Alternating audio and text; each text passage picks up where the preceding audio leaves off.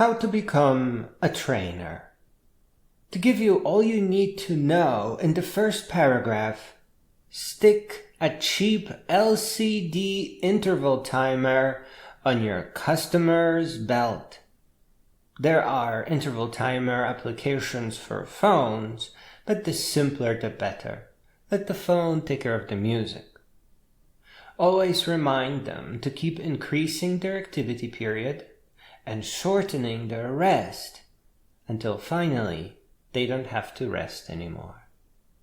For bigger muscles, slowly increase dumbbell weight. For more fat burning, find faster songs to work out to and remind them to hit every beat. Set the concepts of interval training aside. Don't worry about the books and all the different training programs. You don't want to confuse your customers with fad diets or strange new training programs that rely on ineffective things that just happen to require a purchase.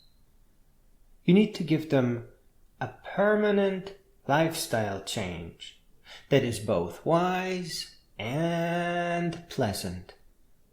If all you have is a minute, and all they want is a trick, give them a life-changing audiobook, maybe about health or adventure or ultramarathons or walking the Appalachian Trail. If they are in danger of obesity, and if all you have is 10 seconds and you know that they only want 5 seconds of life-changing advice, tell them that there are no obese elderly and to cut off all the plugs from their kitchen appliances. On a slightly more serious note, all you need is a timer that with great mathematical precision beeps, or better yet, vibrates when to work out and when to rest.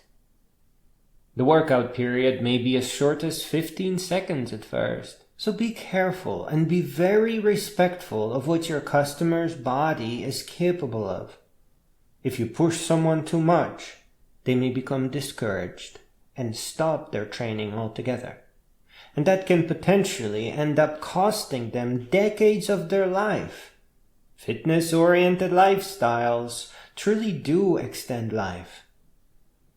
If you are forced into building up a class at the lowest common denominator speed, that's pretty much fraud. I'm sorry, but it is not worth the money or the paycheck. You are just tricking people into pointless workouts that never increase their endurance. Everyone must move at their own speed. We are all unique and our bodies have different requirements. So people will start with different activity periods, with different rest periods, and they all have to increase them by different values to stay in that range of not being overwhelmed, of not needing to stop, and still continuing to increase endurance. It is very important that as soon as you can, you ask your customer to pick a song or a playlist at a slow enough speed to hit every beat during their activity period, as indicated by their interval timer.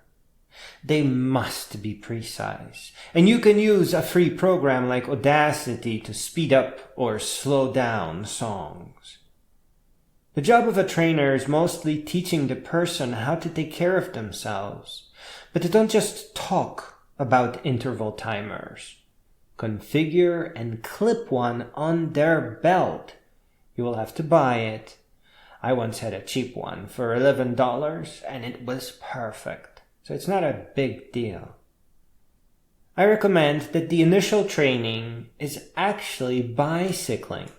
And on a $200 fat tire bike without any bells and whistles that can break. Fat tire bikes are most stable and it's hard to fall from them. For obese individuals, walking and fast walking is a good start. But you must never forget to tell them that under all that fat is already an athlete. Carrying all that weight builds muscle. So all they need to do is burn up the fat and they're a bodybuilder. As they start losing weight, they may wish to take their walks to over 10 or 15 miles per day. And then perhaps you could encourage them to walk some stretch of the Appalachian Trail, which is extremely beautiful. Here, the lifestyle change will be even easier than cutting off plugs from all the kitchen appliances, especially if they are still plugged in. As soon as ready, jump into the Couch to 5K program with them, or something similar, which is basically a kind of an interval timer approach to jogging. It is not that different in theory of operation than lifting light dumbbells on a timer. But if that gets boring, or if the person jogs already, or if they were disappointed with jogging, then doing a kind of a dance-like activity with 3 or 5 pound dumbbells at first, under the reliable roof of a gym where it never rains, is much, much better.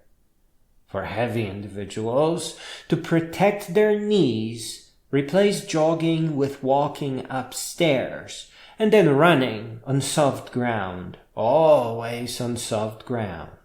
Heavy individuals must never ever jog on concrete. The final, now life-changing routine should consist of a mix of shuffle dancing or cutting shapes and jogging. It should be up to your customer if they wish to take a day or 2 off, but never 3. To set a greater aim, ask them to avoid marathons and triathlons, and really any activity that comes with an award or medal. Once a prize is involved, they run into danger of terminating their own training, because where there is reward, there will be cheaters.